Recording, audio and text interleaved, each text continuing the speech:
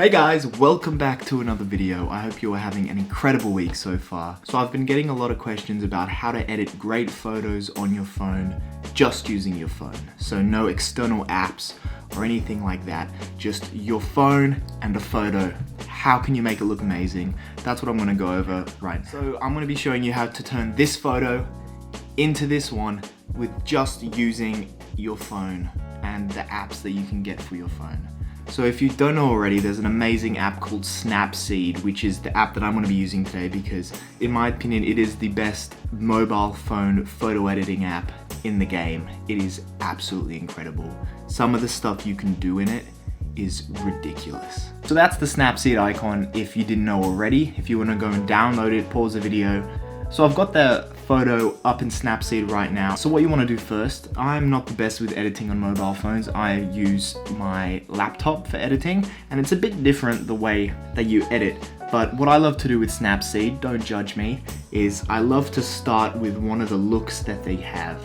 And I know the hardcore, pure photographers will say go straight to the tools and start, adjusting it from scratch, but that can be very hard if you're not familiar with the app. Like, there's a lot of different stuff here which is very intimidating when you start off. So it can be a little difficult when you're starting. So what I love to do, just go straight to the looks, find one that you really like. So for me, the look that I want to go with is the look Pop.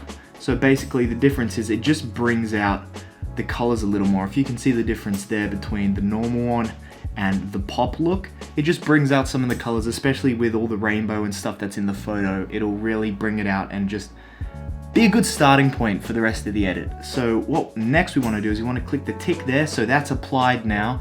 And what we want to do now is, this is where we go and start adjusting it in the tools.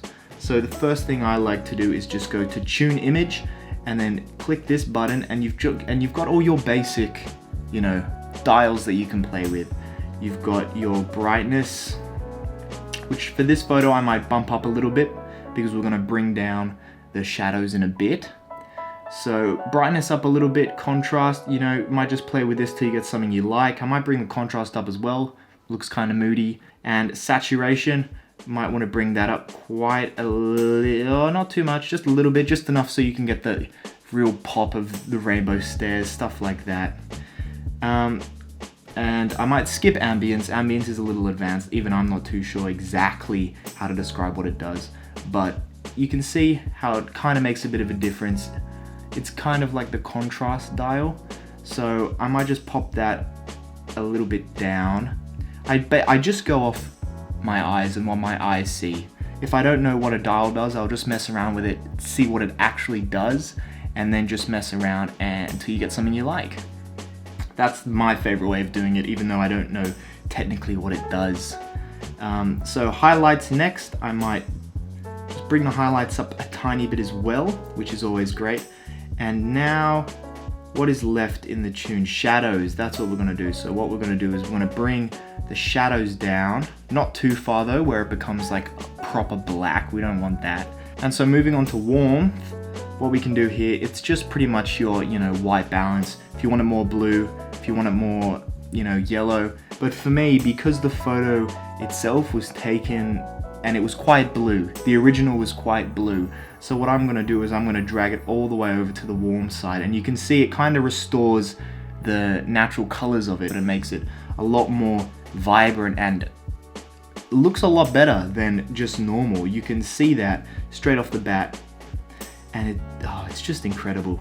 So once we've done that, we can click the tick there. That's all we want to do with that. We'll go back into tools, and next up we're just going to mess around with the detail. You can see that adds a lot of texture to it, so I'm just going to add a little bit of that. I might go for the vintage look for this, not too sure.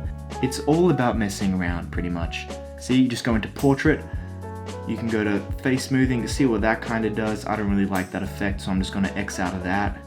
And it's literally just going into random things and playing around with it to see what you like in the image, pretty much. That's what I've been doing using this app. On the computer, I'm a little more technical. I kind of know what I'm talking about, but it's trial and error, pretty much.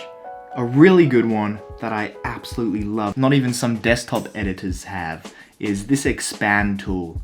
So with this, basically you can drag it out and it will expand your image. It is digitally creating more of your image. You can see we haven't even done much to it, but just a few of the basic dials that you can just mess around with, and you've got yourself a much better looking image.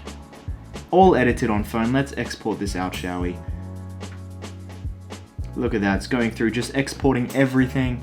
Going from the original to the finished, you can see that only took about 10 minutes of time using this app on your phone that you can pretty much access from anywhere. All you need to know is the basic dials, which we went through at the start, you know, your brightness, contrast, highlights, shadows, stuff like that. And then the rest is pretty much just trial and error, just going into every dial, moving it around, see what it does. You can always X out of it if you don't like it. So I hope that helped clear up a lot of things when it comes to editing on mobile phones. So if you want me to do a proper desktop Lightroom editing tutorial type thing, please let me know in the comments. I would love to hear your thoughts. And if you want me to go even more in depth with Snapseed or editing on mobile phones, if there's some stuff I didn't clear up, please let me know in the comments. DM me, just let me know. Thank you guys so much for watching, and I'll see you guys in the next video. Peace!